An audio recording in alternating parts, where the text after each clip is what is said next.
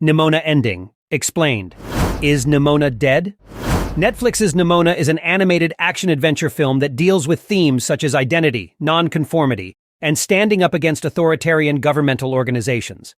Based on the 2015 graphic novel of the same name, the plot is set in a world that is a complex blend of science fiction and fantasy and revolves around Ballister Boldheart, Riz Ahmed, a disgraced knight accused of murdering the queen of the realm. He encounters Nimona, Chloë Grace Moretz, a chaotic shapeshifter determined to become his sidekick, even after learning that he is not the killer the rest of the kingdom claims he is.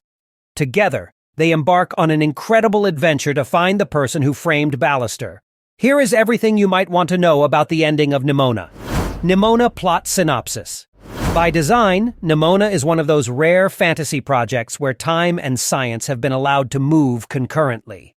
It begins with the narration by Nimona, establishing the lore of the film. Some 1,000 years ago, the nameless kingdom was at peace until the appearance of an evil and destructive monster. The paintings in the scrolls from the time depict that the monster had countless eyes. Soon a heroic knight emerged to challenge the monster, Glorith. After defeating the monster, she instructed a wall to be built around the city to keep similar entities out and established an elite order of knights called the Institute to protect the realm, decreeing that only the descendants of these knights can join the Institute in the future. When Ballister was young, he dreamt of knightly honor and glory, prompting Queen Valoran, Lorraine Toussaint, to enroll him in the Institute class for future knights. She did this even though he was from a commoner background, going against Glorith's will and a tradition that has existed for 1,000 years.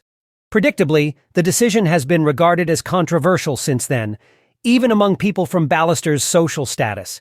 The film's narrative picks up on the day of Ballister's knighthood ceremony. People are still unsure about his inclusion, but they seem to have come to accept it, because he has proven himself by being the best student in a class that includes Ambrosius Goldenloin, Eugene Lee Yang, a direct descendant of Glorith who also happens to be Ballister's romantic partner. Just before the ceremony, the director, Francis Conroy, addresses Ballister, Ambrosius, and other graduating knights, letting them know what lies ahead.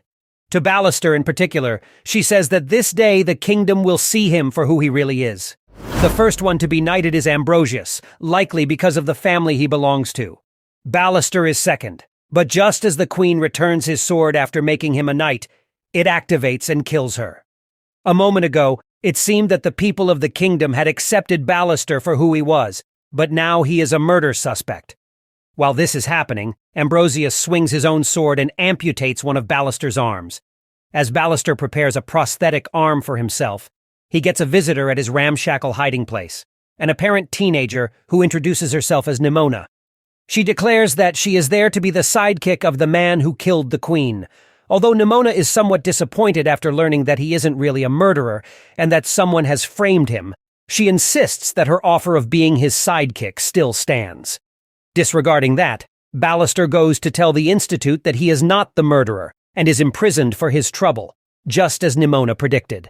Suddenly, he finds the girl in his cell, making him realize there is something different about her. After she breaks him out, he discovers what it is. As a shapeshifter, she can take any humanoid or non-humanoid shape she wants to. By shifting between a gorilla, a rhinoceros, and a whale, among other things, she gets him out of the Institute headquarters.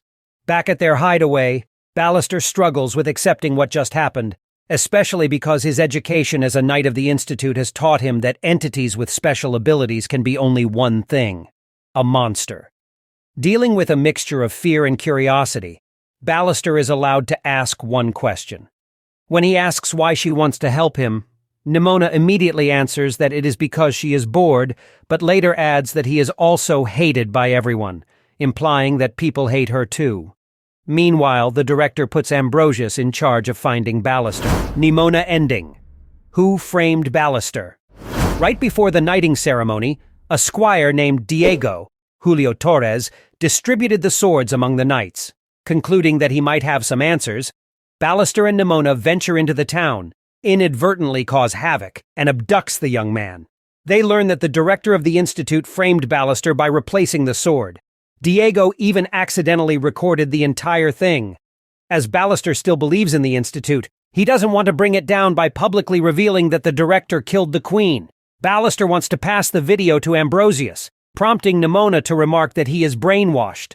According to her, Ballister should question everything about his society, the wall, the institute, and the will of Glorith.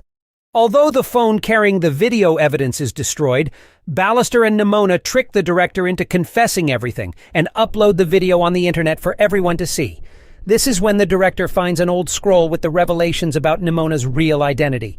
She is the monster that Glorith faced 1,000 years ago. The reasons behind the director's actions are rooted in her fanatical devotion to the will of Glorith and the purpose of the Institute. She has no qualms about killing the queen to prevent a commoner from becoming a knight of the Institute, especially if the said queen ordered the inclusion. Similarly, she encounters no moral dilemma while deciding to sacrifice hundreds of thousands of the citizens of the kingdom with her massive cannon just to kill Nimona. Is Nimona dead? Nimona's origin is not explained in the movie, but we know she felt alone even among the birds in the trees, the fish in the streams, and the animals in the woods. They quickly realized that she wasn't one of them and moved away from her. Things started to change when Nimona, in the form of a young girl, met another girl. A friendship began to form between the two, and it survived even the revelation that Nimona was a shapeshifter. However, when the adults discovered the truth about her, their response also impacted Nimona's friend. Their foolish acts caused Nimona to lash out angrily, causing a massive fire. It is then that Nimona's friend picked up a wooden sword and told her to return to the shadows from where she came. That friend was none other than Glorith. Over 1,000 years, that story underwent considerable changes to become what it is now. In the present timeline, feeling betrayed by Ballister, Nimona transforms into a colossal monster. But instead of wreaking havoc in the city, she approaches Glorith's statue in the middle of the city and prepares herself to fall on the statue's sword, but Ballister stops her at the last moment. He apologizes for his behavior, and Nimona turns back to human. As they embrace, the director reiterates her orders to fire the cannon. Ambrosius and the other knights refuse, so she turns on the device by herself. This prompts Nimona to transform into a massive phoenix made out of pure light and fly toward the cannon to consume the weapon. Afterward, Ballister doesn't find Nimona anywhere but holds on to the belief that she is out there. It is implied that the director is dead. Ballister and Ambrosius reconcile, and they resume their relationship. Part of the wall is destroyed, and it turns out that the world beyond is just as ordinary as the world within. As the film ends, Ballister opens the door to his home and discovers that Nimona is standing behind him. Like a true phoenix, she has returned from death. Is Nimona a metaphor to LGBTQ plus acceptance? Released during Pride Month, Nimona is indeed a metaphor for LGBTQ plus acceptance. It takes subdued elements from the source material and makes them overt. Ballister is openly gay, and his relationship with Ambrosius is one of the important subplots of the narrative. Nimona's fluid approach to her identity is a nod to gender fluidity.